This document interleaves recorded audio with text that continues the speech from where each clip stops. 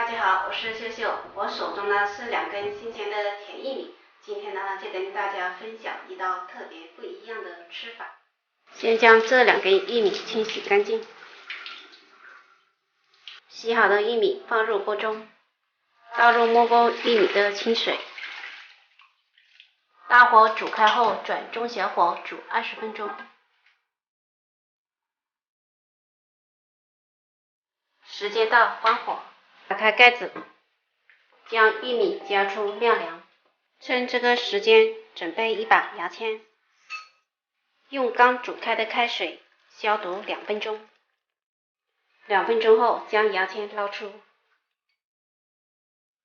晾凉后的玉米切成约4厘米的小段，取出1根玉米，将它开出一条路，就像这样。然后再起1根牙签，将1排玉米都串起来，像这样往右1摆就可以了。玉米就全部串好了。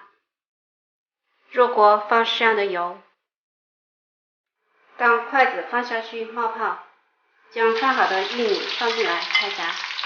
炸的过程要不停的翻动一下，让它受热均匀，以免炸糊了。因为玉米本身是熟的，所以不需要炸太长的时间。炸至颜色变得有点微微发黄，就可以捞出来啦。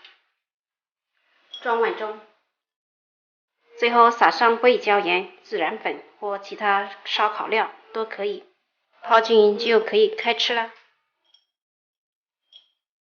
我们的网红玉米小零食就做好了。这样做出来的玉米呢，非常的香甜可口，吃起来呢别有一番风味。喜欢的朋友可以在家试一下。